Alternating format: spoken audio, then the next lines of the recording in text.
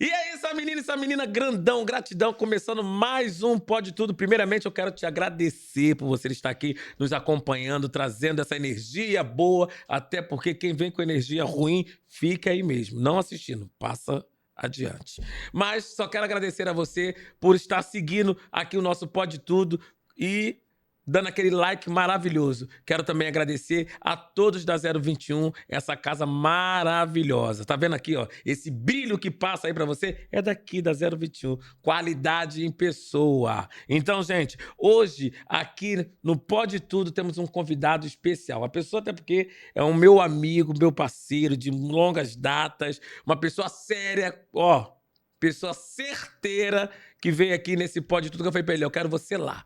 Quero você lá no Pode Tudo pra você hablar, falar tudo de, ó, na frente aqui, ó, nas câmeras da verdade. Sabe quem tá aqui comigo hoje?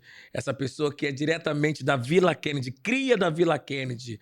Grande, apesar que ele é grande mesmo. Ele tem quanto de altura? 1,89. 1,89 de altura. Então, é uma pessoa grande de verdade na vida. Hoje eu estou com ele aqui, presidente do partido do PT municipal, Tiago Santana. Seja bem-vindo, meu querido. Obrigado, né? Eu pensei que eu não seria convidado tão cedo para estar aqui nesse podcast que está bombando. Verdade. E eu acho que eu tenho uma contribuiçãozinha aí nessa empreitada, né? Então eu já começo cobrando os meus royalties para poder participar aí desse programa que tem dado certo e tem aí alegrado e trazido muitas informações para nossa população, para o nosso povo. Mas, acima de tudo, te agradecer porque você está mandando muito bem. Então, né, como eu sei fazer das coisas, quando eu sugeri foi porque eu sabia que ia explodir e tá bombando. É isso, até porque quem não sabe, o Tiago Santana foi o pioneiro aqui, que ele falou, ó, você vai lá gravar o podcast, vai conhecer os meninos, vamos gravar, vamos botar lá. E, ó, hoje eu tô aqui, devo essa aí a Tiago Santana, realmente Mas eu é um só parceiro. dei né, abri as portas, né? A luz o- é da 021, a que eles que 021 já pagam. estava bombando, então precisava também de uma figura dessa personalidade que desse esse agito. Então acho que o casamento tá bombando e eu tô satisfeito. Então, E é um casamento bonito, tá? Se você for ver mesmo a pessoa que tá casada comigo, é um casamento lindo, né, querido? É isso, deixa isso pra lá. Então, gente, começamos agora com o Tiago Santana, essa pessoa sensacional que tá aí na política, presidente aí do partido do PT municipal, que chegando, né? Tiago tem 20 anos, 20 anos atrás, você cria da Zona Oeste, imaginava ser presidente do Partido dos Trabalhadores? não, né? Eu acho que ninguém imagina isso. Primeiro porque eu acho que na política você não é como uma profissão, né? Política não é profissão, é uma causa. É uma dedicação que você escolhe.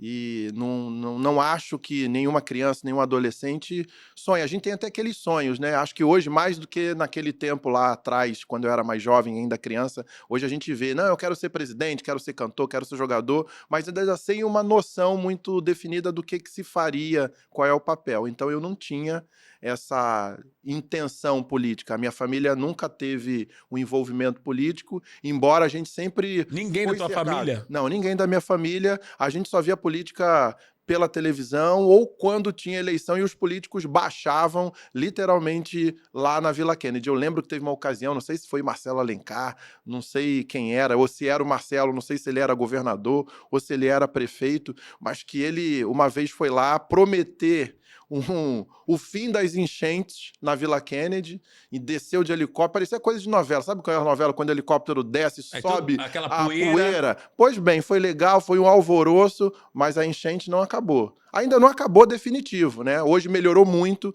mas não acabou. Então, essas promessas que não podem ser cumpridas é uma das coisas que a gente tem de marca que um político sério não deve fazer. Mas eu nunca tive essa iniciação, né? Vamos dizer assim. Foi uma coisa de percursos de vida mesmo.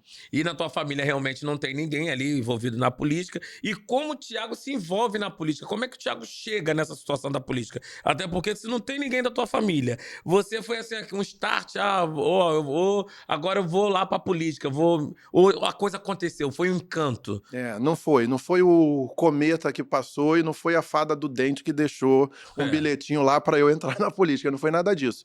Embora na minha família, né, eu tenho uma família de mulheres, né, Você sabe, você Sim. conhece, então eu perdi meu pai com 3 anos e era minha mãe, minha avó, as minhas tias. Tinha também os agregados da rua, né? Quem mora em comunidade sabe, então a gente acaba pertencente às famílias do entorno e era sempre de mulheres ali que compunham aquela vila ali na Vila Kennedy. Tá lá até hoje, tô sempre lá.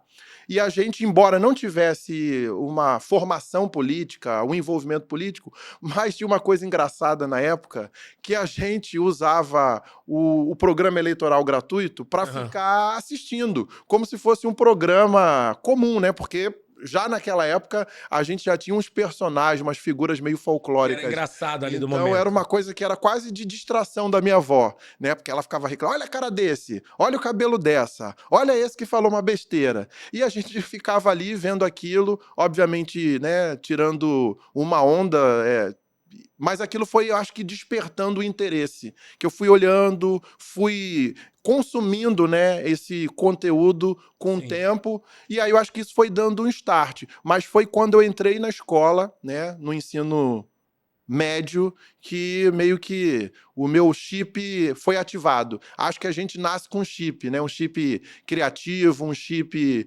questionador, e esse chip pode ser ativado em algum momento ou não, basta as oportunidades que sejam Chegar. geradas. É. E aí, nisso tudo, o Thiago vai pra política.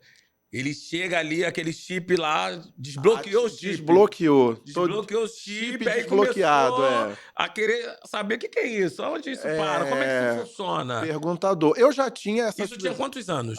Eu tinha o quê? 14 para 16 anos, Uhum. né? Ali, um garoto da Vila Kennedy, e a Vila Kennedy, que já era uma região, um bairro, Sofrido. e sofrido, mas já era um bairro com uma densidade populacional muito grande. Para quem não conhece, a Vila Kennedy é um dos conjuntos que foram criados na cidade do Rio de Janeiro no processo de remanejamento das favelas que tinham na Zona Sul, na região da Tijuca, e hoje eu moro na Tijuca, numa área que, inclusive, é a área que tem a nossa Universidade do Estado do Rio de Janeiro. Ali era uma favela que foi depois remanejada para vários conjuntos habitacionais. A Vila Kennedy é uma delas, a Cidade de Deus é outra, a Cidade Alta, percebe até que tem um pouco das mesmas características. Então, eu com 16 anos, naquele tempo que a gente não tinha as Sim. tecnologias, a gente tinha que passar o tempo e a gente vivia uma situação de muitas dificuldades. Eu sou uma pessoa que venho dos tempos que a gente recebia o ticket leite do Sarney. E Nossa. a minha mãe me botava na fila para receber o ticket leite, né? Nós não tínhamos programas sociais como a gente tem hoje, então eram uns benefícios muito pequenos para ajudar a compor a comida ali, o prato de feijão com arroz do dia a dia das famílias. E na escola, no ensino médio, é quando a gente recebe aquele choque, né? Porque você estuda a história, os conceitos históricos da política, da geografia, e você começa a conjugar isso com a sua realidade. Tipo, por que a gente morava numa região da cidade que é uma das regiões de maior adensamento populacional, mas lá nessa região tinham tantas poucas coisas? E aí a gente vê que faz parte dessa política das prioridades de quem está governando. Aí eu comecei a saber do porquê e como a gente poderia fazer para tentar remediar isso. Ô, Thiago, você como presidente, né, municipal do partido, de um grande partido, né, dos trabalhadores e tal, no qual hoje tem um presidente da República, né? Como é ser um homem preto circulando nos espaços de poder? Como é que você vê isso? Não é fácil, né? Não é fácil. Primeiro que às vezes eu me pego meio em dúvida se tudo isso é real, né? Porque veja, o Lula é uma figura, né, que vai ficar para a história. Gostando dele ou não, apoiando ele ou não, mas ele é uma das figuras que vai ficar para a história, como outras pessoas de outras orientações políticas. A gente tem que separar um pouco isso para olhar o retrato político do Brasil. E o Lula sempre foi essa figura, né, esse grande líder das massas.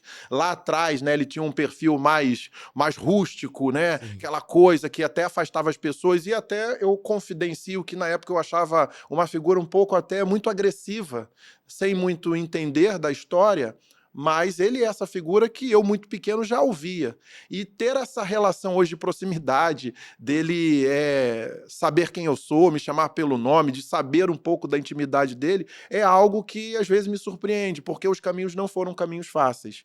Eu costumo dizer que tudo que eu conquistei na política, e não estou dizendo de conquistas materiais, estou dizendo de conquistas de ideias, foi com muita luta, porque de verdade, como você falou, para quem tem a origem popular, a nossa cor, a nossa identidade, isso não difere. No campo da esquerda, no campo da política progressista, isso até pode ter menos, mas ainda tem. O machismo, o racismo, a homofobia, infelizmente, está espalhado em toda a sociedade. Sim, E até verdade. nos partidos de esquerda isso também acontece. No PT, pouco, mas é uma realidade. Então, não foi fácil. Foi com muita luta e com determinação. E você me conhece, sabe que eu sou uma pessoa determinada e quando eu boto uma coisa na cabeça, eu vou Ninguém atrás. tira. Ninguém tira, né? Um bom capricorniano, como eu sempre falo, é assim, quem é sabe, mas que foi acumulando, a gente foi vencendo, e eu tô aqui sabendo que é só uma etapa. Eu acho que muitas coisas a gente ainda pode fazer, e eu tô com muita disposição de fazer mesmo.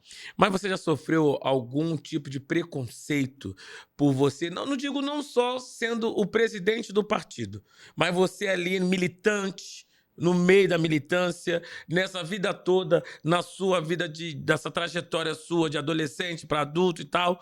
Você já sofreu algum tipo de preconceito, não só como racismo, mas o preconceito também por você ser um cara periférico, de estar ali no meio do pessoal da elite, a pessoa te olhar, é mais um, tá falando besteira. Tu já ouviu alguma coisa que já te magoou? Já. E são coisas que às vezes acontecem de forma muito objetiva e às vezes de forma velada, né? A gente tem que driblar até para saber como a gente se porta, mas eu nunca iria e nem vou levar desaforo para casa, ainda mais qualquer ato racista ou de violência. Mas a gente está suscetível, né? Não é o fato de hoje eu estar presidente, e mesmo a gente, né? Por Uhum. exemplo, tendo dinheiro, olha aí o Davi, ganhou o Big Brother, um homem negro da periferia, desse nosso Brasilzão do Nordeste, mas não deixa, não está imune de sofrer racismo, de sofrer desqualificação. A condição social não é um impedimento da gente sofrer um racismo que está enraizado na nossa sociedade, e esse racismo ele se manifesta de várias formas. Então Verdade. já tivemos situações onde eu cheguei em lugares para fazer palestras, para falar com pessoas, para fazer reuniões. Teve um caso, inclusive, muito especial que eu cheguei no lugar, aí me receberam, sentei e as pessoas estavam me esperando e eu tô lá sentado, né? E eu tô vendo as pessoas indo para lá e para cá e eu lá sentado. Aí algumas pessoas falam no canto: "Não, a gente tá esperando o presidente do PT, que ainda não chegou, ele tá para chegar". Aí eu: "Oi, eu tô aqui". Aí eu percebi a surpresa deles, porque eles não estavam esperando que eu fosse, no caso, eles não estavam esperando que o presidente do partido da cidade do Rio de Janeiro fosse um cara negro. Eu tenho um amigo que diz: "Gente, você é o presidente do partido que é um dos mais importantes do Brasil e da segunda cidade mais importante do Brasil. Então, se você for para os Estados Unidos, os republicanos e os democratas vão te receber com tapete vermelho", dado a importância desse espaço que a gente ocupa. Mas eu sempre aprendi em casa que esses títulos não fazem a gente. O que faz a gente são as nossas ideias e o respeito aos outros para que a gente possa, inclusive, combater esses atos violentos e discriminatórios de outra forma. Verdade. E isso incomoda muito a você. Mas aí como você olha hoje, nessa situação toda, essa situação de ser negro, né, do racismo, das pessoas contra, de ver você ali, já num topo como ali o presidente, e aí você olha para trás, o Thiago, aquele adolescente que começando agora, começou lá atrás para lutar, aí você olha até hoje essa luta. O que te faz, assim, lembrar e você falar assim: "Pô, consegui ou falta alguma coisa ainda"? Eu acho que tem aí, 2 pesos e 2 medidas, vamos dizer assim.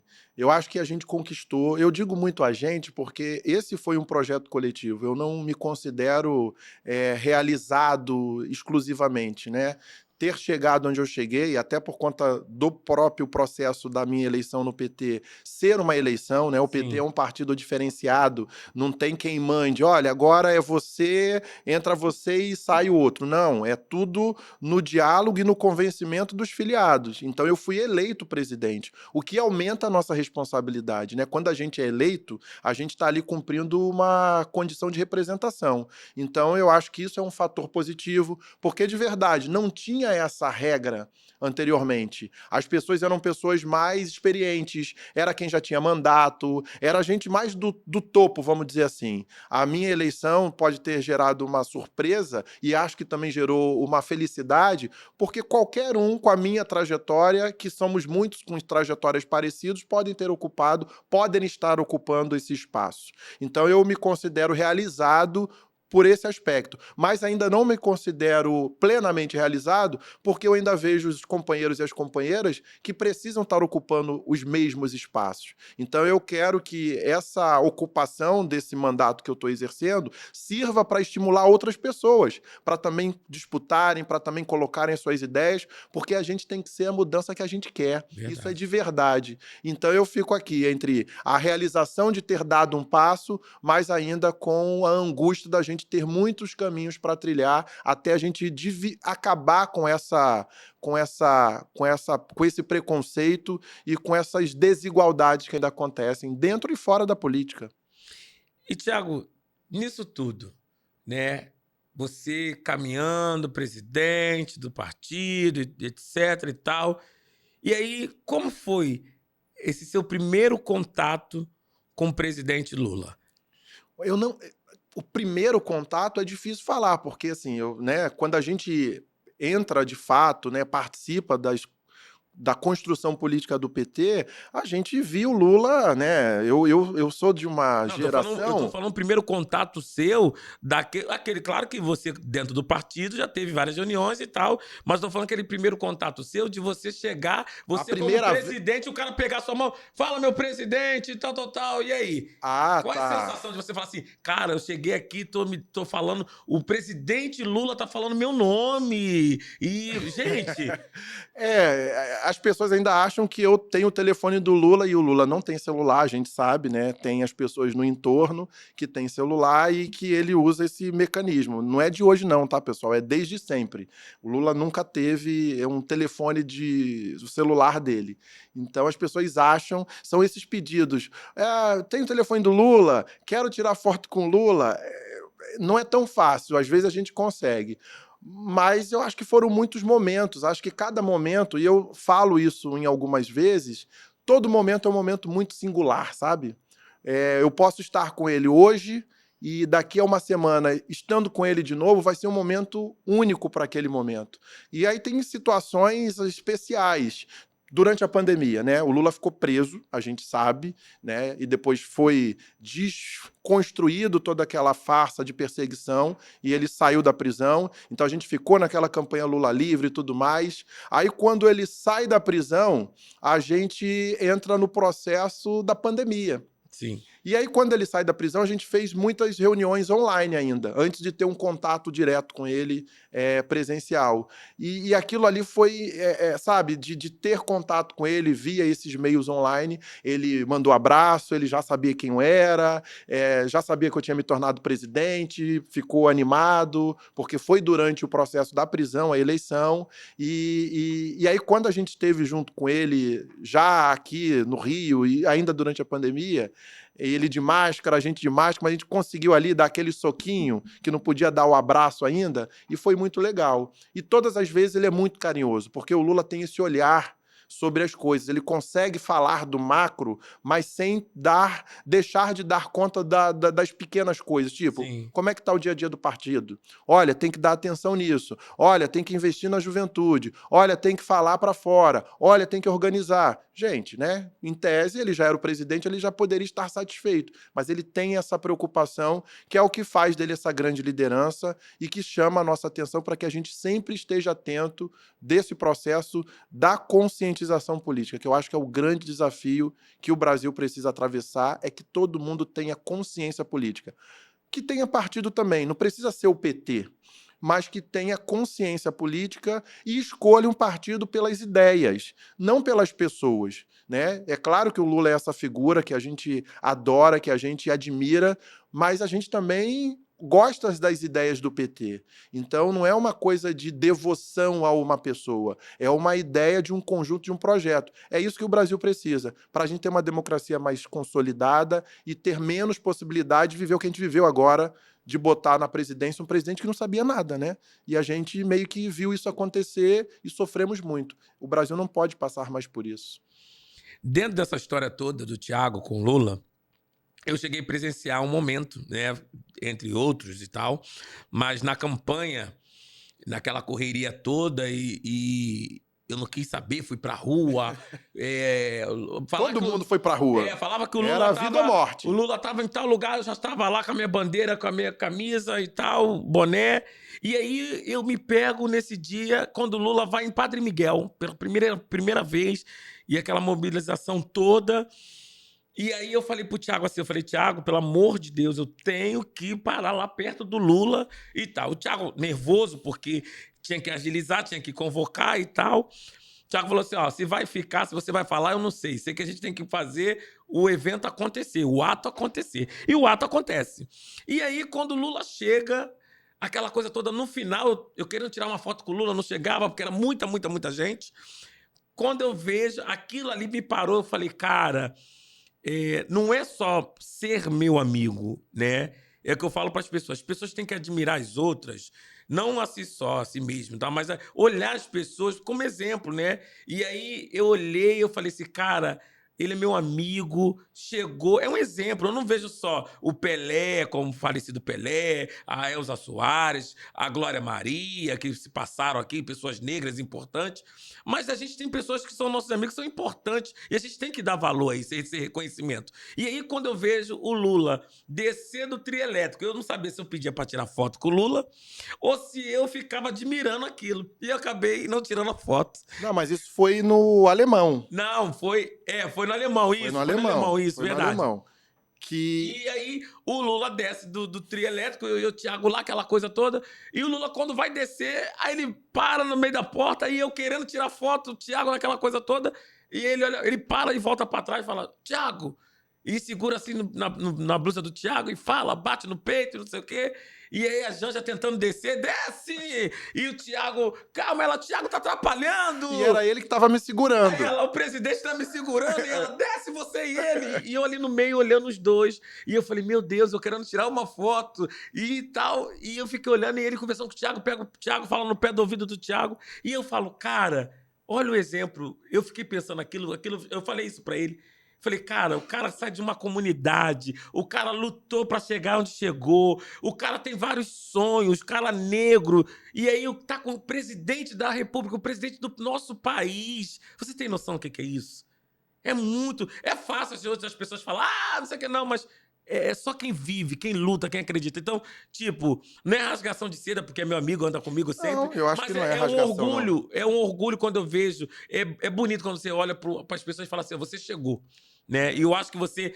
não é que você ainda chegou, mas você tá no caminho certo, né? E é um caminho de uma construção para que outros de nós cheguem também. Sim. Eu também tenho você como uma referência. Por isso que a gente, né, eu falei, não, gente, esse podcast tem que ser do Davidson, porque eu acho que daqui, não sei, isso é porque você não quer, não tem esse interesse, mas podia estar aí disputando e outros poderiam investir, porque você é um comunicador da atualidade, que fala das coisas importantes, fala sério, mas de forma descontraída. Não é qualquer um que faz isso, então eu tenho realmente também essa referência e acho que todo mundo pode ocupar o seu espaço, que é o que eu acho que a gente tem que fazer, disputar menos entre nós para a gente se unir. Eu digo nós, povo trabalhador. Por que a gente não é representado nesses espaços de poder? Né? O espaço de poder, o parlamento, é representação do povo. Aí tá lá o empresário, o filho do empresário, o amigo do empresário, quem banca o empresário, o povo não tá. Né? Então, assim, tá na hora do povo se unir, reconhecer os potenciais dos outros para a gente poder ocupar os espaços e ter espaço para todo mundo. Mas nesse caso, desse dia, esse é um outro momento que vai ficar para a história. Às vezes eu volto lá no meu Instagram e eu tenho esse vídeo aqui, para olhar mesmo aquela situação. Eu nunca falei para as pessoas o que ele tinha me falado, até porque ninguém perguntou. Ele desceu, né? Tinha sido aquele ato maravilhoso que a Sim. gente fez no segundo turno, no Alemão, que depois gerou toda uma tentativa dessas pessoas irresponsáveis de achar que todo mundo que mora na favela e na comunidade é bandido, então quiseram usar a história que o CPX era sigla de facção. Mentira, né? Mostra o desprezo de algumas pessoas para as pessoas mais pobres, mas o Lula bancou. Até 24 horas antes estava uma preocupação, Polícia Federal, com segurança, com tudo, e aí veio um recado do Lula antes do evento, falou assim: estou no meio do povo, não tem lugar mais que eu esteja protegido senão estando no meio do povo. E foi verdade, o povo do Alemão desceu para Abraçou. abraçar, foi uma festa, o povo desceu o morro e não era porque era carnaval. E foi uma festa linda. Aí tem aquelas confusões, obviamente, né, do Do bastidor, empurra-purra. do bastidor dos palcos, né, de quem quer subir, de quem não pode subir. Você mesmo presenciou um caso lá de Sim. uma outra que quase rodopiou porque deram um empurrão nela. Tem essas coisas, mas tem essas outras coisas que ficam marcantes. E aí o Lula desceu, ele perguntou uma coisa. A primeira delas é porque o João, nosso presidente estadual do partido, estava doente. E aí, olha que coisa, o Lula tinha feito um mega evento, no empurra-empurra, não vai para cá, não vai para lá, num discurso, num ambiente onde sabia que tinha uma tensão. E aí, depois daquele evento todo, quando ele desce, ele pergunta assim: cadê o João? Ele melhorou? Eu até me surpreendi. Aí eu, sim, ele melhorou, mas não pôde vir. Ele, então vê como é que ele tá, porque vocês precisam estar bem para tocar essa campanha. Ele sempre falava isso. E depois ele falou assim: olha, foi um sucesso, adorei, valeu a pena. Aí quando veio a Janja empurrando, vambora, Não, vambora, eu falei: é ele que quer conversar, não sou eu, não. Não, eu achei interessante, foi a parte de quando ele toca, que ele volta, ele vai descer e ele volta, aí eu ouço a voz dele, que eu vi que era ele, aí eu peguei meu celular desesperado e filmando, e aí ele vira assim: ô Thiago. Quando ele falou ô Thiago, eu falei: "Ih, é o Lula." Aí ele bate no peito, aquela coisa É, agressiva, né? Aquela ogro, tal, Thiago. E aí o Thiago, aí começa a falar no pé do ouvido do Thiago. Aí eu falei, esse é o cara, esse é meu amigo. Falei, bateu meu amigo com o Lula, tirando não, foto. e nesses eventos que têm acontecido aqui no Rio agora, não é que eu evito, mas é isso. O Lula é o presidente da República, tem lá milhares de tarefas e muitos afazeres, e está fazendo muito pelo Rio de Janeiro, né? Ele já veio mais no Rio de Janeiro nesses 2 anos de governo dele do que o ex-presidente durante os 4 anos. Mostra o compromisso dele com o Rio de Janeiro, a atenção, porque sabe que o Rio de Janeiro precisa do apoio do governo federal. E sem falar do Então, investimento, né? não, é investimento político, é investimento financeiro. Sim. O Rio vai ser a capital do G20 agora. Os recursos que o Rio tem recebido para ajudar na mobilidade com o BRT, o anel viário em Campo Grande, a retomada das obras de infraestrutura, do PAC, Minha Casa Minha Vida. Ou seja, claro que ele está fazendo isso para todo o Brasil, mas tem uma atenção muito especial para o Rio de Janeiro. E ele tem vindo muito ao Rio. E eu, obviamente, por ossos do ofício, vou nos eventos. E aí eu fico lá, eu não fico mais nessa coisa, quero tirar foto, estou perto, mas eu sei dar um distanciamento por conta da dinâmica. E o engraçado é que geralmente a gente se cumprimenta pelo olhar, né? Dá uma piscadela assim, ele dá uma piscadela, então ele vai lá com o polegarzinho do tá tudo bem. Então, assim, mostra essa atenção de um homem que é referência mundial, né? Mas que não esquece dos detalhes. Eu acho que é essa hombridade, esse sentimento de humanidade que falta na política para a gente ter um ambiente político mais sério, para que a gente possa ter as coisas do nosso povo resolvida. Sim. E aí, Thiago, mudando já de assunto, que praticamente a mesma coisa, de carinho, respeito, admiração que você tem pelo Lula, você também tem um carinho e admiração por uma outra pessoa. A sua relação com a Benedita da Silva é muito próxima. Quem acompanha sabe que é aquele famoso casca de bala. Não, Casca de bala. a gente tinha que ser chamado para ser figurante desse clipe. Por favor, nos chamem, porque se tem aí um casal, um casca de bala de verdade, somos nós, né? Mas começou de forma complicada. Foi sabe aquela casca de bala que você tem que lamber, que você joga que não sei o que sai o pedaço, não sei o quê? Foi um Não, pouco assim. mas não é essa bala aí, não. É aquela casca de bala de tamarindo, que tu chupa assim de primeira, de imediato, faz assim, faz o azedinho, aí depois você vai. depois Tá gostando. E aí, como é que você enxerga a Benedita na sua vida? Cara, eu acho que tal como o Lula é essa figura nacional, né, internacional, A Benedita também né, do ponto de vista do que ela representa, gente. Uma mulher daquele tamanho. Quando eu digo daquele tamanho, eu estou dizendo da estatura física, mas também da estatura política.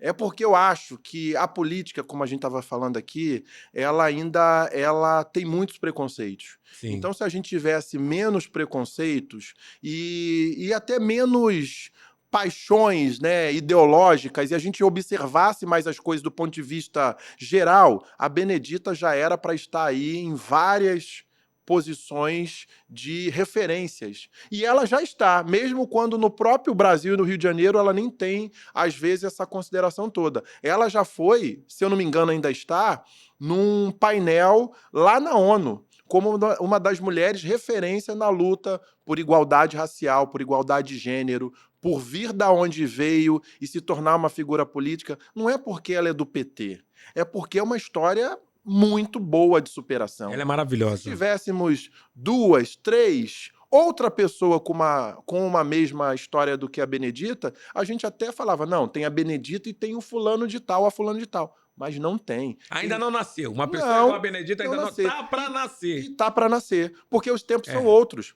A Benedita foi uma mulher que nasceu na favela, brigou no período da ditadura, nem acreditava na política, como muitas pessoas, mulheres, lideranças naquela época, Sim. porque as pautas daquelas lideranças naquela época, de 80 para mais para lá de 70 e 60, era sobreviver, era direito à água, era direito à moradia, as pessoas moravam em situações indignas. E Verdade. ela é uma figura da história. Ela conta umas histórias que eu falo assim, gente, a gente daqui a 100 anos, a gente não, porque eu não vou estar aqui, mas daqui a 100 anos, a história da Benedita vai estar sendo contada. Então era inevitável não conseguir olhar para essa mulher enquanto referência. Via ela na televisão, naquela paradinha do... que eu nem sei, você que sabe fazer, faz aí Bota fé que dá, capa. o dedo estala, Vai deixar um pouquinho, ó.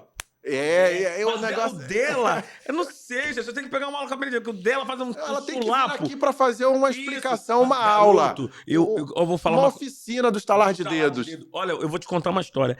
A Benedita, você sabe muito bem que você é meu amigo, a gente conversa muito isso. Eu trabalhava para uma outra pessoa politicamente e tal, e todo ano era aquele inferno, né? Eu falava assim, não, vou votar na Benedita, não adianta você vir me pedir, Benedita, eu já tenho meu candidato, eu trabalho pro fulano de tal, e tal. Aí eu, Tá bom. Ele ia embora. Quando chegava no dia da eleição... Qual o número da qual Benedita? o número da Benedita? Aí eu pegava e ia votar na Benedita. Mas por que esse carinho? Porque eu sou uma pessoa negra, eu sou de comunidade, e ela me representa, entendeu? Então, quando eu olhava ela naquela coisa, por tudo mais sagrado, eu não quero ter vida pra falar isso, pra chegar em casa e seguir. Cara, você tem noção que quando você olha aquela mulher negra em cima de um carro de som, com vários homens, né, ali brancos, e ela passava com aquele coquezinho dela, e ela cantando, e é uma coisa que também vinha na minha cabeça, porque o jingle dela era de samba, e eu sou sambista. Aí cantava Benedita, e ela vindo batendo o dedo assim pra cima. Era Paulinho Mocidade, a primeira versão foi Paulinho Mocidade que cantou. Ela chegou em casa, ela deve ter... Cada coisa dessa aí, ela chegava em casa com o dedo, com a bola assim, porque ela muito batia. E bota a fé que dá. Mas nem era. E essa marca, porque é isso que você tá falando aí. Eu nem me considero, eu tô longe de ser uma referência, né? Eu acho que a gente cumpre um papel e a gente ajuda a mover essas estruturas. Sim. Mas ela é uma referência. Ela, como Lula e outras figuras, mas ela, no meu conceito, tá muito acima. Eu acho que ela tá ali no mesmo nível do Lula. O Lula com a sua particularidade, mas lembrando que o Lula é um homem branco, um homem que veio do Nordeste, então não é que teve facilidades, mas a gente sabe que há uma diferença muito grande entre homens e mulheres, Sim. entre mulheres e mulheres, entre mulheres brancas e mulheres negras. E a Benedita é uma mulher da favela, então ela podia ser presidente da República. Se a história dela se assemelha um pouco com a do Lula, da condição de que conhece o Brasil, das dificuldades que passou, ela podia ser presidente da República. Mas por que não foi? Porque é mulher e porque é negra. E a gente sabe que esses são os desafios hoje que a gente precisa transportar. O Lula ainda conseguiu superar um analfabeto, um nordestino, ainda um deficiente, sem dedo. Isso são situações que a gente vive na sociedade do hoje. Sim. E lá atrás isso ainda era muito mais latente. Então a Benedita era para ser presidente. E ela é uma figura que sempre está me inspirando. Hoje a gente tem uma relação pessoal, né? São coisas. Eu falo da Benedita como você estava falando da relação com Lula, né? Eu estar na Benedita num almoço de domingo, porque ela é uma mulher que é da política, é essa figura. A Benedita tem foto com Mandela. A Tem. Benedita tem foto com Jesse Jackson. A Benedita tem situações com Obama. Ela é uma figura reconhecida internacionalmente, com Angela Davis. E ela é a pessoa que faz comida. Ela é a pessoa que a gente, quando está em campanha, você sabe, né? A gente está ali, por exemplo, Realengo, Coab. Alô, nosso povo aí da Coab. Tem aquela feira Sim. lá, que é domingo, né, ou Isso, sábado. isso. Aí vamos fazer a nossa caminhada na feira. Que eu sempre cuidava da agenda e tudo mais, eu tinha que dar ali uma margem de tempo. Por quê? Porque era o tempo dela passar na feira, porque era impossível. A gente perdia ela. Tá na barraca tá na barraca do peixe. Não, tá na barraca do porco. Ela, esse pé de porco aqui que eu vou fazer na feijoada e tal. Ela é essa pessoa. Então, poxa, você tá na presença de uma pessoa que você vê como fonte de inspiração, que tem ideias muito boas, mas é uma Sim, pessoa humana. Mas sim. tem ideias muito boas. A política de cotas que a gente tem no Brasil hoje iniciou no Rio de Janeiro. Na UERJ, foi a primeira universidade a estabelecer cotas para negros no Brasil. Depois virou uma política de Estado, depois no governo Lula. Mas quem era a governadora na época que fez o projeto andar? Benedita da Silva. E por quê? Porque é uma mulher preta e sabe o quanto as universidades, o ensino superior, não abraça o povo da É periferia. verdade. Então, assim, é muita coisa. Mas ela é retada, tá? Mas é sempre com um olhar de mãe, de ensinamento e de acolhimento e de afeto. Coisas que eu acho que a política pode ter sim, sem ser esse lugar de mentiras, de fake news, de ataques, para que a gente possa ter uma sociedade melhor. Bené, ó, eu te Um amo, você beijo. sabe disso, que eu sempre, onde eu vou, quero tirar foto. Quando eu vou pedir ela de novo, gente, outra foto. Mas é isso, ó. Bota a fé que dá. E olha, ela é uma pessoa de feijoada, né? E ela é muito crítica, hein? Mas a feijoada lá da sua mãe é uma que tá pontuada. Ela saiu de lá, ó, a minha feijoada é boa, mas essa tá, ela ainda vai aqui, ela é desse tempo, ó, tá É, aqui, ó. ela comeu, chegou a comer a feijoada de mamãe. Mas, ó, Thiago, sua relação tem sua relação muito forte com o samba. Você tem aquela coisa do samba, samba de raiz, escola de samba. Você gosta de estar nesse meio. E o rap? Como você visualiza esse cenário de rodas culturais e batalha de rap aqui no Rio de Janeiro? Então, eu vou falar para você que eu não tinha desde do início, né, ainda pequeno, esse interesse todo pelo samba. Eu olhava muito distante, não entendia muito bem. A minha mãe me levava com amigas e amigos para ensaios e até desfiles. Eu não gostava na época, porque era aquela coisa que não tinha hora para acabar, então Cansa. criança chata que eu fui, eu sei que eu fui uma criança chata. Hoje eu melhorei muito, gente, tá? Eu sei que eu melhorei. Mas então, assim, ficar até de madrugada cansava. Mas depois, com o entendimento da vida, eu fui tomando uma compreensão. O samba, o rap, o funk é a cultura do nosso povo. É a forma que o nosso povo tem de expressar as palavras, as angústias, os desejos que às vezes a gente não tem lugar para colocar. Sim, verdade. Então, eu me identifiquei por isso, além de ser manifestação cultural boa pra caramba, né? É onde o povo esquece dos problemas para poder viver os tempos de carnaval. E agora no hip hop, né, as batalhas culturais é a expressão da juventude que quer uma cidade, que quer uma sociedade com direitos, com liberdade, com oportunidades. O que elas não conseguem nos espaços, ali nas rodas culturais que estão bombando na nossa cidade, e a gente está trabalhando para que o poder público respeite mais, né? Porque tem essa coisa, que é a mesma coisa que aconteceu com o carnaval, via o povo se organizando, vai lá a polícia e acha que é coisa de bandido. Aonde o povo está, não é que seja coisa de bandido, é porque o povo não tem espaços para poder se organizar. Deixa o povo se apresentar no Copacabana Palace, em outros lugares que são esses lugares do Rio, do cartão postal, para ver se o nosso povo não faz bonito, não vende a nossa cultura e a gente não vai estar dando oportunidade para nossa juventude. Por isso que eu abracei e tô sempre, porque é coisa da gente, né? Então eu tô dentro. É isso, é isso. É isso que falta. É abraçar mais a cultura da nossa Zona Oeste. A Zona Oeste precisa realmente ser abraçada pela cultura. Pela cultura, não, pelo poder público para mostrar o povo da Zona Oeste para fora, botar ali fora, em Copacabana Palace, lá fora, mostrar. Porque não é só a Madonna. Aqui no nosso território tem muitas Madonas de sucesso que tá escondida ainda aí dentro da Só comunidade. precisa de uma oportunidade. E você ainda fala da Zona Oeste. Você também é uma figura que representa muito a Zona Oeste. As pessoas têm falado assim, mas você agora só fala da Zona Oeste.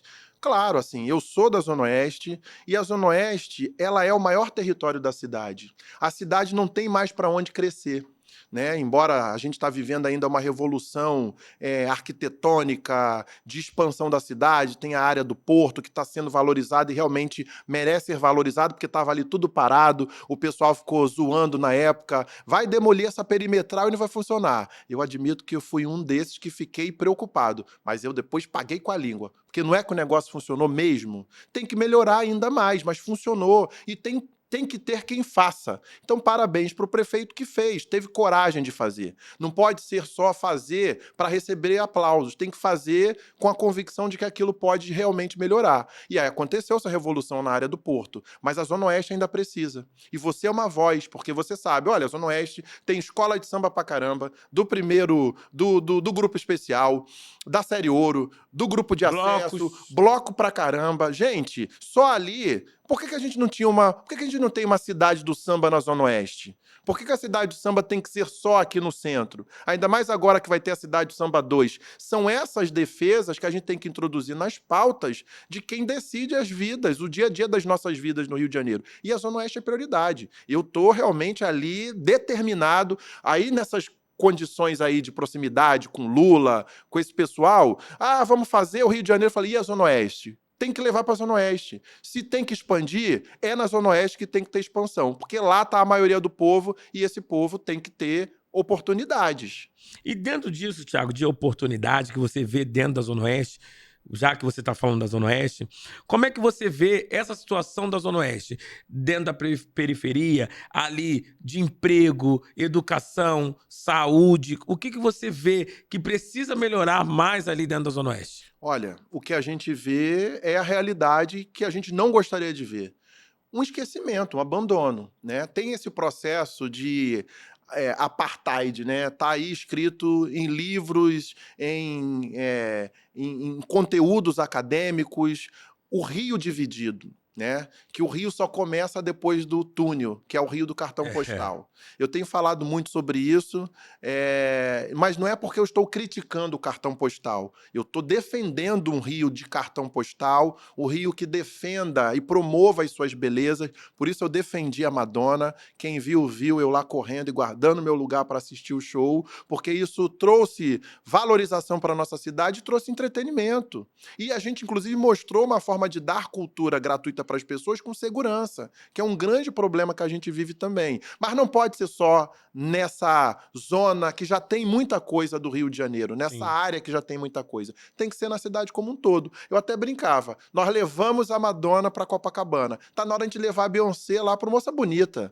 Né? Alô, Beyoncé, vamos lá no Moça Bonita. Porque o Moça Bonita, para quem não conhece, é o estádio Moça Bonita lá em Padre Miguel, ele é um estádio que pode receber vários eventos culturais, eventos gratuitos, eventos até pagos, com preços acessíveis, mas pode receber. Outros lugares da cidade não tem. A gente tem hoje o Engenhão, o Maracanã, que é muito maior, e tem o Moça Bonita. A gente já teve ali em Campo Grande O o miésimo. Miésimo e outras áreas, mas são essas coisas que a gente precisa levantar para uma região que, primeiro, tem a maioria da população. Mais da metade da população mora na Zona Oeste. Por isso, a gente, na regra básica, quem é dona de casa, quem cuida de casa, sabe. São prioridades que a gente precisa dar conta. Se a gente tem uma família com 5 filhos, a gente tem que saber aquele que mais precisa. A gente vai dividir para todo mundo igual, mas sempre tem aquele ali que é o mais fraquinho, É. né? Que é o mais manhosinho. Esse aqui vai comer primeiro. Esse aqui vai receber ali o suco primeiro, primeiro pedaço de fruta. É igual para todo mundo, mas tem que ter prioridade. E é o que eu acho que a gente precisa trabalhar para dar para a Zona Oeste. Prioridade, porque aí a Zona Oeste vai deslanchar, gente. A gente pode levar muita coisa para a Zona Oeste. Alô, pessoal aí do poder público, tá na hora de fazer, hein? É isso. Se você, Thiago, como você foi para a política, né? Você já falou aqui, mas como que o Thiago, você já chegou lá, já dos 14 anos, lutou e tal, mas como que o Thiago chegou para ser o presidente do partido? Como é que foi essa história? Ah, o Thiago aqui, fulano indicou o Thiago para ser o presidente, mas ele foi ali do estudantil, ele foi de uma base para que ninguém foi assim do nada, ah, bota o Thiago ali. Não. Não, não foi. Cria um grupo, ó, vamos indicar o Thiago, porque o Thiago tem essa liderança, é forte, briga. Não, foi uma trajetória. Como eu te falei, eu comecei muito cedo, aí comecei pela etapa estudantil, me envolvi muito em manifestações estudantis, apanhei muito também da polícia, defendendo o passe livre, né? Porque a gente tinha esse direito do estudante de entrar livremente no transporte público para ir para a escola, mas também nos finais de semana, para poder fazer pesquisas de campo, para poder melhorar ali o aprendizado. Hoje a gente já tem as novas tecnologias, mas não quer dizer que as pessoas, que os estudantes e a juventude não tenha que ter esse direito de acessar essa cultura, que não vai ser só consumida pela tela do celular ou do computador. Então, na época, a gente brigou muito para que esse direito não fosse cerceado. A gente não conquistou tudo, mas conseguiu o meio termo, porque veio o processo da bilhetagem, que é a modernização, né, que aconteceu no sistema de transporte. Os estudantes hoje até não pagam passagem, mas é limitado. E na época a gente defendia, sim, um acesso ilimitado. Então, na época do movimento estudantil, olha, eu rodei esse Rio de Janeiro e a gente fazia uma articulação com vários estudantes, tanto que hoje eu encontro pessoas dessa época, as pessoas, olha, eu encontrei um amigo esses dias, e ele já é pai, tá com 2 filhos, aí ele falou assim, olha, filho, papai apanhou com ele lá na frente do fórum, porque a gente estava lá defendendo o passe livre. Eu falei, não faça isso, conta em casa, conta direito, né, para não assustar a criança. Então, foi um pedaço da minha vida política que eu acho que ali foi o que mostrou que sem luta, sem determinação, a gente não consegue mudar nada. Aí eu depois fui me envolvendo mais para o dia a dia do partido. Sim. Eu já tinha saído da escola, né? Eu fiz curso técnico, então eu sou técnico, não tenho um diploma universitário, não fiz universidade, mas eu briguei muito para que as pessoas tivessem esse direito, porque a universidade muda a vida das pessoas. Hoje, esses dias, eu falei para você, a minha sobrinha acabou de entrar no FRJ, Sim. por cotas, está super feliz, e isso me deixa muito feliz, porque eu sei que, de alguma forma, lá atrás eu contribuí para ela e para outros amigos e amigas e outras pessoas que nem me conhecem, porque a gente precisa usar esse espaço. Essa juventude que está na universidade hoje serão os futuros cientistas, é o futuro. É esse futuro que a gente está falando, de pessoas que estarão plenas, capazes, para ajudar o nosso Brasil, para se caso tiver uma outra pandemia, qualquer outra coisa ruim, a gente ter gente preparada. Então essa luta foi o que foi me motivando. Aí eu fui para o partido e eu falei, mas o que tem para eu fazer aqui, gente, agora? Eu vinha do Monte Estudantil, aqui não tem, né, não vou apanhar de ninguém pelo menos, mas o que tem para fazer aqui? E aí a gente foi organizando essa pauta de ter mais candidatos jovens nas eleições, de chamar a juventude para discutir partido, porque de verdade a gente ainda tem esse grande desafio de fazer com que a juventude entenda que a política é uma coisa boa. Já tem muito jovem que faz política dentro da escola e no dia a dia, as relações. No futebol é uma política. Sim. O que fica no banco é o preterido, é política. Tem que se articular para poder estar sendo escalado sempre. Então, a política é sim uma coisa positiva na medida que a gente use para o interesse positivo. Se for usado para o interesse ruim, vai dar ruim como qualquer outra coisa. E aí eu fui me envolvendo mais nas questões da política partidária, assumindo mais tarefas. No início, as pessoas, né, vão olhando assim, com desconfiança. Por isso, quem é ele? Da onde ele veio? Ele não tem pedigree, ele não foi indicado por ninguém. Eu falei, não, mas eu tenho Benedita como referência, tenho outras pessoas como referência, e fui avançando e passando por várias etapas. Mas na eleição aconteceu uma coisa que me marcou muito, e até hoje a gente ouve isso. Eu sabia que tinham pessoas que diziam assim, esquece, não vai dar em nada, vai perder, quem é ele?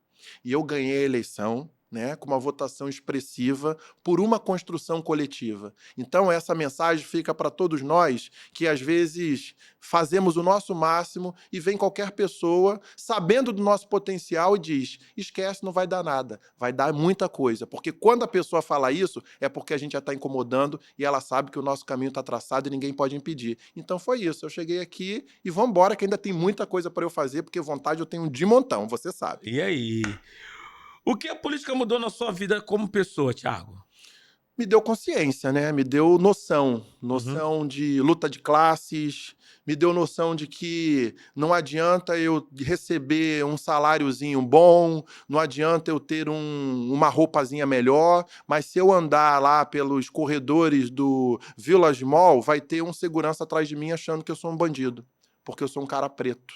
Então, a política me deu esse entendimento e me trouxe essa condição para eu entender que a gente precisa fazer muito para acabar com esse tipo de preconceito.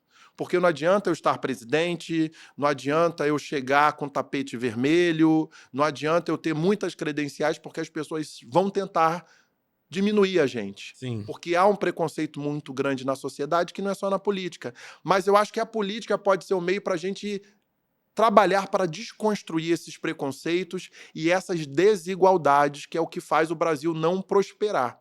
Aonde os poderosos, que são poucos, têm muitos, e o povo trabalhador que rala todo dia, acorda cedo, pega o BRT, pega o trem, pega o metrô, com passagem cara, apertado, e não tem nada. São essas prioridades que a gente precisa inverter. Mas como é que a gente vai fazer isso, no meu entendimento? Quando a gente tiver gente da gente lá. Quando tiver você, prefeito do Rio de Janeiro, você daria um bom prefeito, hein? Ah, E outras vou mudar, pessoas hein? ocupando espaço, porque você vai saber muito mais do que ouvir falar, mas por causa própria. A sua decisão vai ser levada em consideração, porque você vai falar assim: caramba, eu já fiquei no ponto de ônibus 2 horas esperando um ônibus que não parava, como eu já fiquei na Avenida Brasil. Quem é da Zona Oeste sabe. É essa falta de noção que a gente tem que usar ao nosso favor para a gente se organizar, para que a gente ocupe esses espaços para diminuir essas desigualdades. Então eu costumo dizer que a política me deu oportunidades e me deu uma forma de pensar diferente para eu devolver para essa mesma sociedade, para outras pessoas também conseguirem ter algum tipo de melhorias nas suas vidas. Thiago, você pretende continuar na política ou tem outros planos para o futuro? Vou beber até uma água, calma aí. Agora. É que as pessoas querem saber, que às vezes você fala assim: ó, vou parar aqui como presidente do partido, ou só vou ficar ali apoiando um, apoiando outro, ou então eu vou parar. Eu não posso mais ser reeleito presidente municipal, né? Até porque o nosso mandato foi estendido. E eu considero que a gente fez um bom trabalho. Acho que tem muitas outras coisas que precisam ser feitas. Ano que vem vai ter eleição de novo, vai vir outras pessoas. Espero que venham mais candidatos jovens da periferia do Rio de Janeiro, mais homens e mulheres. Eu quero apoiar esse tipo de candidato. Eu considero que a gente abriu uma porta e eu acho que essa porta não pode ser Isso fechada. para eleição dentro do partido, partidário. De presidente. Do partido. Do partido. Ano que vem vai ter outra eleição. E esse ano a gente está aí com a eleição municipal, que é uma das eleições mais importantes do Brasil. Né? A gente briga como a gente brigou muito na eleição de presidente, porque era uma eleição decisiva para que o Brasil voltasse a caminhar por um caminho de democracia, de respeito, de investimentos e oportunidades. Elegemos deputados federais, deputados estaduais, senadores, mas a gente sabe, por isso que a política ainda não está nesse lugar, esse ambiente tão favorável, que a grande maioria das pessoas não sabem até o que os parlamentares fazem. E todos esses parlamentares, essas figuras, como o presidente, o governador e o prefeito, têm a sua importância. Por isso a gente tem que estudar e saber o que cada um faz. Mas a eleição municipal, no meu ponto de vista, é a eleição mais importante. Porque é, por exemplo, o vereador que deve atender as nossas demandas mais urgentes. O ônibus que não passa no horário. O ônibus que vive cheio. O ônibus que não tem ar-condicionado. Porque no Rio de Janeiro não ter ar-condicionado não é nenhum tipo de capricho, é uma necessidade de sobrevivência. O médico que não tem no posto. A cirurgia que a gente não consegue fazer. As áreas de lazer que a gente não tem distribuídas na cidade de forma igual. o asfalto que não tem em toda a cidade, as luzes que não estão iluminando todos os lugares da cidade, os espaços culturais, a praia que não está com o nível de balneabilidade ok por conta de não ter saneamento básico de qualidade. As pessoas que vivem em favela e aí quando chove perde tudo. Isso tudo é competência do município. É o vereador que tem que estar atento, trabalhando para que nada disso aconteça e que as coisas funcionem. Até porque nós pagamos impostos. Sim, verdade. E aí os vereadores, que são talvez o cargo mais importante nessa cadeia, nessa árvore da política, a gente vê as pessoas votando em qualquer pessoa. Sabe? E não pode, porque é o cargo mais importante. O vereador é aquele cara que é o zelador da cidade. E não é o zelador, o vereador do bairro, não. É o vereador da cidade. Ele pode ter mais votos no bairro A, no bairro B, mas ele tem que dar conta da cidade como um todo. A gente não tem ainda o sistema distrital, é a cidade. E aí eu vejo uns caras, né, que se elegem por um pedaço da cidade e só cuidam daquilo. Sendo que o meu imposto, no outro lado da cidade, também vai para pagar o salário dele, então tem que trabalhar pela cidade toda. E a eleição municipal é essa eleição que a gente tem que ficar muito atento. Eu estou aí. Estou aí para ver como a gente pode contribuir para ajudar a cidade a melhorar. Acho que o Rio de Janeiro melhorou muito, né? O prefeito Eduardo é um bom prefeito, é um prefeito que trabalha, ele tem lá as suas posições polêmicas, ele tem lá o seu jeito, mas todo mundo tem, mas a gente não pode dizer que o prefeito não é uma pessoa que cuida da cidade, que entende a cidade, que trabalha em função da cidade. Mas vamos entender uma coisa? A responsabilidade da cidade não é só do prefeito. É do prefeito e de 51 vereadores que fica aqui na Cinelândia, na Câmara de Vereadores, que votam leis, que votam orçamento para o prefeito ter as condições para fazer os projetos e investir. Então, vamos criticar, mas vamos distribuir bem essa nossa crítica. Porque a gente vota no prefeito e beleza, o prefeito está lá, mas a gente vota em qualquer vereador. Verdade. E aí não combina, o jogo não combina. Então, eu estou aí empenhado a trabalhar por esse projeto de uma cidade do Rio de Janeiro maravilhosa de verdade para todo mundo. Mas a culpa também não é só do prefeito e também não só do vereador. A culpa, às vezes, também é nossa, que está ali do contribuinte, que não cobra, que tem que fazer essa função de cobrar. Ah, votei em você. Quando votou naquela pessoa. Se você votou, que você conhece, passa na sua rua, chama a pessoa e fala assim, ó, eu votei em você. O teu salário, quem paga somos nós. Então você está lá porque nós pagamos o seu salário. E tem que cobrar, a gente tem que parar com isso. A população tem que parar com essa situação de achar que o que o parlamentar falar, está falado. O que o fulano fazer não é lei. Lei é quando ele votar lá na Câmara. A lei é nossa. Se a gente for pra rua brigar pelos nossos direitos. Se não tá fazendo, nós temos que brigar. E esse é o fato. É que eu falei na outra entrevista com o Diogo Boba, o subprefeito, e eu falei isso pra ele. Que a situação das pessoas não é só... O prefeito não tem como ver tudo. Não, não tem. Como o presidente não tem como ver tudo. O governador não tem como ver tudo. Mas se você tá vendo que está errado, você tem que gritar. Não adianta ficar só pela rede social. Não, tem que gritar, faz um vídeo, chama, ou então vai na porta, reúne 4, 5, faz uma manifestação, chama a televisão para poder resolver o problema. Mas é isso, Thiago. Como você pensa nessa história toda, se você tivesse a caneta nas mãos, né, quais seriam as suas prioridades? Olha, se eu tivesse a caneta nas mãos, as minhas prioridades começariam a partir de território. A gente precisa investir onde as pessoas mais precisam, e é a Zona Oeste. Primeiro, eu transferiria a prefeitura para a Zona Oeste. Eu transferiria a prefeitura para a Zona Oeste.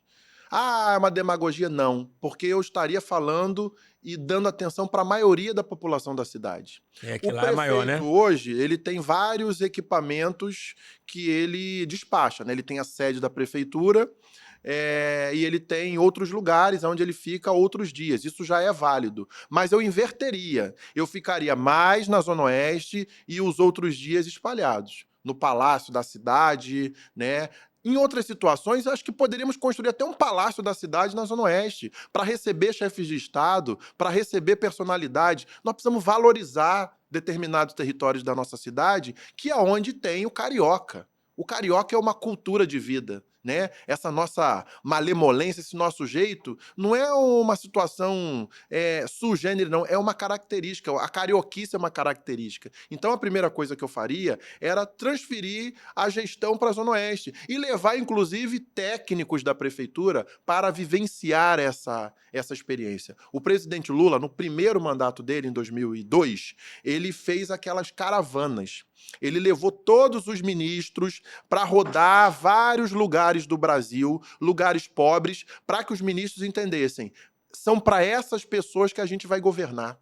Porque, às vezes, o cara é muito técnico, o cara é muito bom, mas o cara sequer sabe a realidade de quem mora em palafita, de quem mora em área de risco, de quem passa necessidade na fila do hospital. Não basta ser técnico, tem que ter sensibilidade. Então, a primeira coisa, se eu fosse prefeito, não é isso que você está perguntando, eu transferiria o comando da prefeitura para a Zona Oeste. E volto a dizer, espaço vazio lá não falta para construir um prédio maravilhoso para que isso acontecesse. E o resto, né, da gestão é o básico. É aquele arroz com feijão que a gente come, muitos nem comem, mas que é essencial para a gente se manter de pé. Saúde, educação e transporte.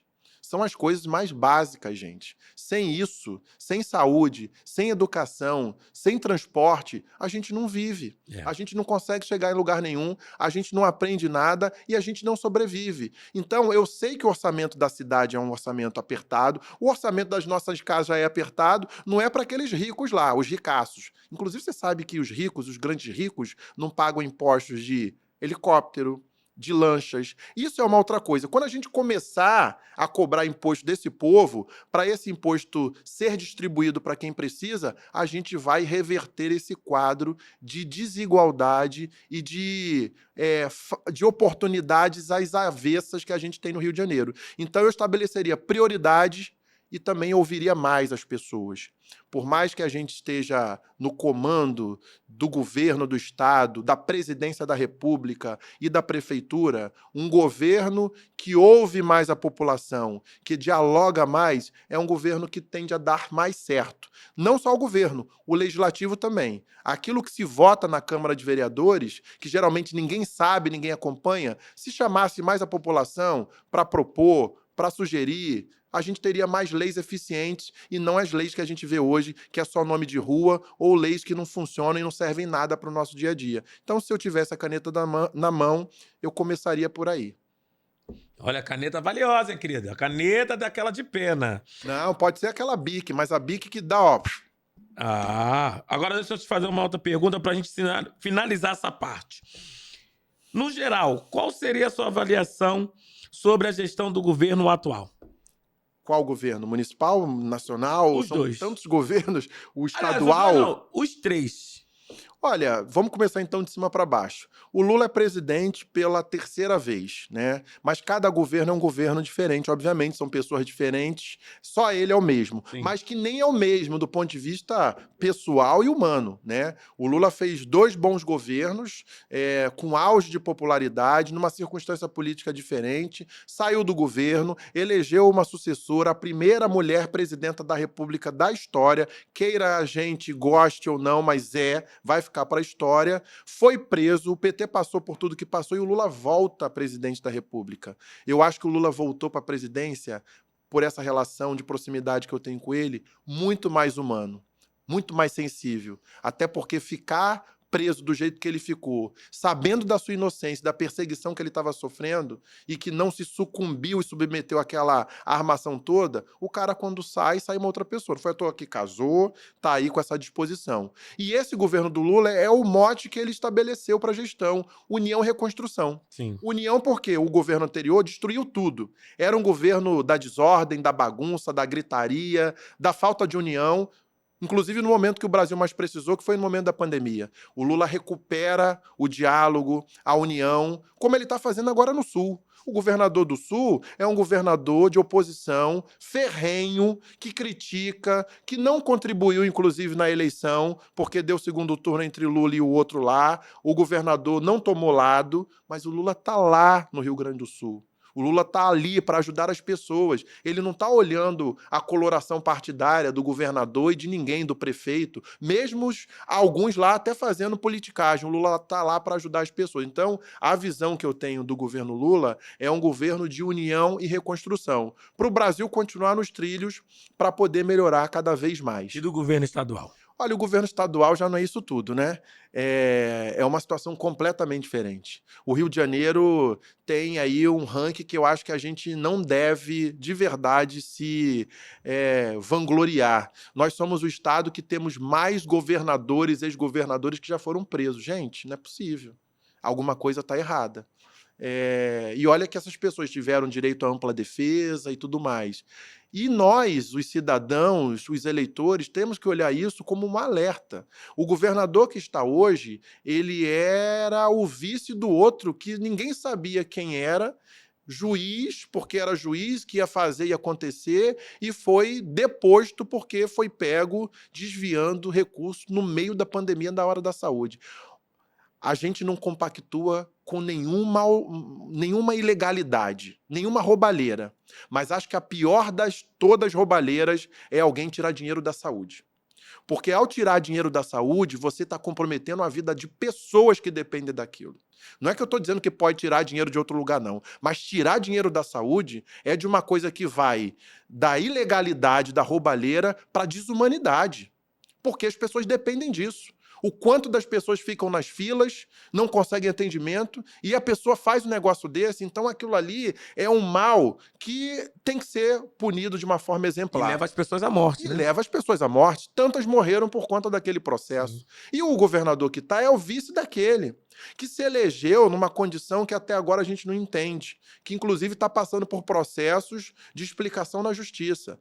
Só que eu não quero nem entrar no mérito de que ele usou ou não os meios do governo para se beneficiar na campanha. O que eu quero falar é que esse governo foi eleito sem proposta nenhuma. Não teve proposta nenhuma. A Zona Oeste, ela é da cidade do Rio, mas ela é do estado. Esse governo não tem nenhuma proposta para a Zona Oeste. O que a gente tem de importante do governo do estado na Zona Oeste? O conjunto de penitenciárias de Bangu, aonde é a síntese das coisas que não deram certo. A gente vê, né, as pessoas ali passando por dificuldade, quem está lá dentro, quem está fora, e o que elas fizeram também estão pagando e provavelmente prejudicaram outras pessoas. A gente tinha um lixão lá na Zona Oeste, ali no Catiri.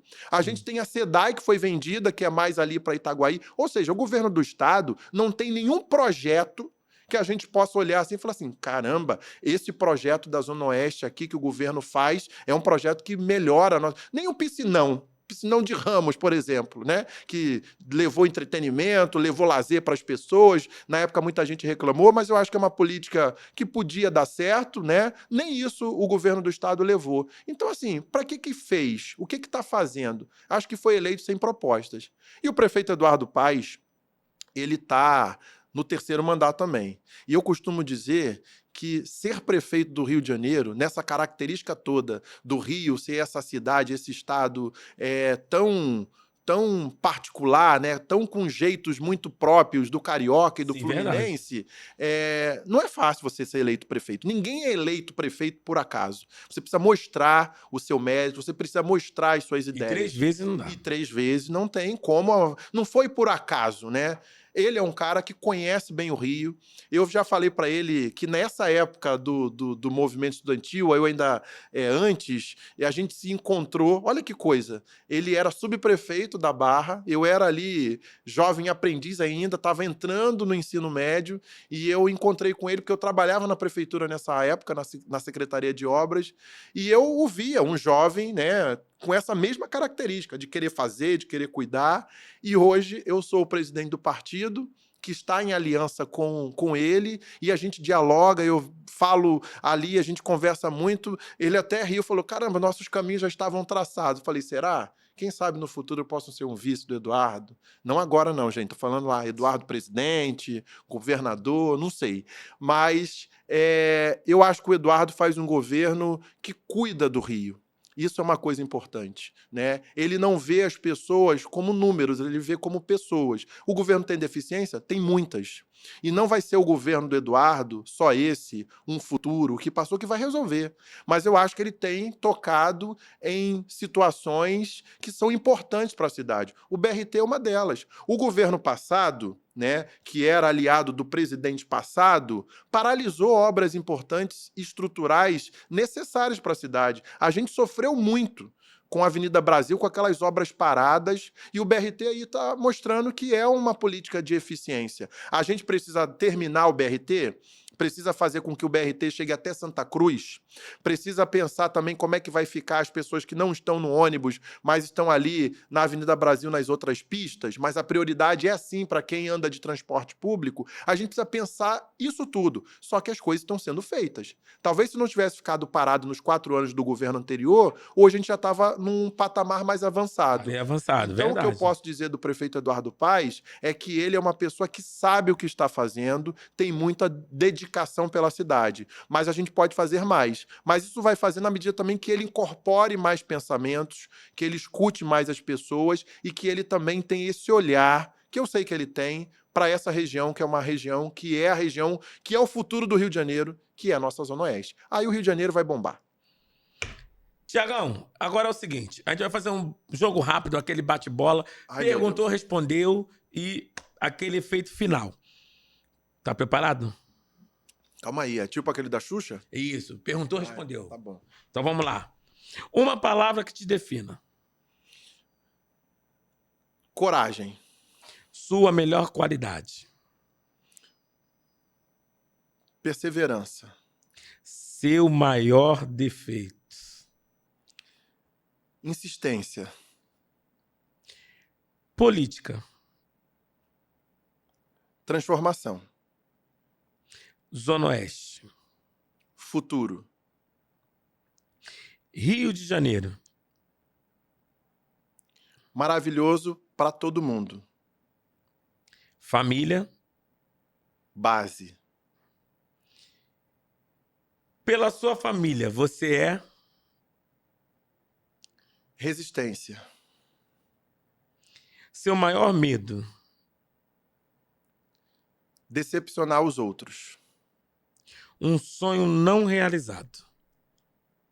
Acho que eu ainda não tenho. Uma saudade. Meu pai que eu não conhecia. Se você pudesse trazer alguém de volta na sua vida, quem você traria? Meu pai. Se hoje você encontrasse com aquele Tiago, aquele que a gente conversou lá do início, né?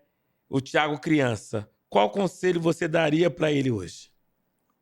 Além de usar menos suspensórios, que minha mãe botava muito suspensório em mim, e macacão, eu ia falar, não usa isso, que não tá legal. Eu diria para ele para continuar acreditando e ser um sonhador, né? Que é aquela música do Neguinho, sou menino de pé no chão, e um menino pobre da favela perambulando pelo asfalto, mas sempre foi um sonhador. Então eu diria para ele continuar acreditando nos seus sonhos, que eles se tornarão realidade. Quando você quer encontrar o amor, para onde você olha? Para dentro de mim. Gente, a gente acabou de conversar com ele, Tiago Santana, um papo, ó, porreta que Olha. vale a pena você espalhar e falar para as pessoas sobre esse papo, porque é uma visão de gente da gente, gente da comunidade, um cara negro, um cara periférico, o cara que sabe falar, o cara que você fala a sua linguagem, entendeu? Não é aquela coisa de tipo, ai, falou difícil, porque tem isso, né? Tem gente que quer chegar ali, quer impressionar porque eu sou isso, aquilo, aí começa a falar não. Mas é gente da gente, é isso. A gente precisa ter lá gente da gente. Como diz uma amiga nossa de TV, ó, amiga não, amigo, dignidade já. E é isso, gente, ó, eu quero agradecer você, Tiago, muito obrigado por tudo, por você estar aqui, né, nesse Pode Tudo, onde tudo isso começou, né, que é através de você. Então só tenho que te agradecer por tudo, por esse carinho, por essa atenção. Você não precisa agradecer. Eu que tenho que te agradecer, porque na caminhada da política e da vida, a gente ganha e perde muita coisa. Mas a gente estabelece muitas conexões que não são só da política, elas são da vida. E a nossa conexão, ela é uma conexão da vida que não começou assim. Então, eu não tenho um dia que eu não fale com o Davidson, que a gente não troque o WhatsApp. Eu acho, sabe aqueles memes que tem, marque a pessoa que mais te manda rios e coisas do tipo? Eu acho que sou eu e ele, porque assim, a gente nem fala, né? Às vezes eu falo assim, mandei 5 aí, pá, pá, pá, pá. Eu falei, mas olha o primeiro lá, porque esse aqui já passou o tempo, já é outro. E a gente vai se comunicando assim, por quê? Porque a gente se identificou. E essa identificação, essa junção, é que dá vida, dá motivação. Então, assim, eu que tenho que te agradecer, porque também se eu consigo estar de pé e consigo caminhar, é porque eu tenho pessoas como você do meu lado e que me motivam e que eu sei que vai falar, vambora! Ó, olha pra frente que tudo vai dar certo. Então, eu tô muito feliz com o teu sucesso. O podcast, a gente tá bombando. Eu tô fazendo já um monte de lobby com esse podcast. Vai lá no podcast do Davidson, vai lá. Você vai aparecer, vai bombar. E as pessoas me procuram, o Thiago falou pra eu ir lá. Eu falo, ele que manda lá no programa, ele que faz a escala. Vai lá, vai ser legal. E quem sabe daqui a pouco a gente não pode estar na telinha da Globo aí, hein? Olha aí. Mas é isso. Agora, hoje em dia aqui, nada impede a gente. Mas olha, Thiago, muito obrigado de verdade. Eu também adorei.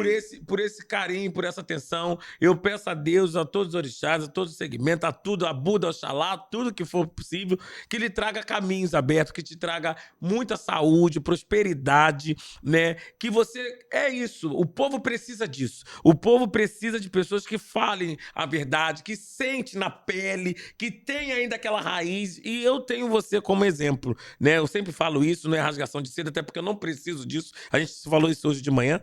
E é isso, eu acho que é essa oportunidade que tem. É quando a gente tem um carinho, um apreço pela pessoa e a pessoa faz acontecer. Então, eu vejo que você faz acontecer quando as pessoas falam assim pra mim assim, ó, você tem que ser candidato. Eu não posso ser candidato, porque eu sou uma pessoa meio malucada, eu sou geminiano, né? Mas, e quando eu vejo as pessoas, quando fala a verdade, eu sou aquele que eu vou até o fim. Eu brigo pelas pessoas, eu vou até o fim pelas pessoas. E quando eu vejo que faz pela nossa Zona Oeste, pelas pessoas sofridas, as pessoas que lutam, porque eu sei que eu sou isso, eu sou cria, eu não sou criado, né? Então eu sou cria de uma comunidade que é onde eu quero ver as pessoas, não precisa ser eu, mas só de olhar, ver os meus amigos, os filhos dos meus amigos, os netos dos meus amigos, tendo oportunidade, igual você falou, já me deixa feliz. Então, é que eu falo para as pessoas, eu quero é conhecer gente. E quanto mais gente eu conhecer, eu quero mostrar para essas pessoas que a gente pode mudar, que a gente pode fazer o negócio virar. O jogo vai virar. E é isso. Olha, eu tenho fé e você vai chegar aonde quer que seja, mas só depende de você e depende da tua fé. Como diz a Benedita, vou encerrar aqui, já que o Thiago já falou, eu vou encerrar. De vez eu falar gratidão, grandão para encerrar. Ó, como diz a nossa chefe maior, Benedita da Silva, ó, bota fé que dá.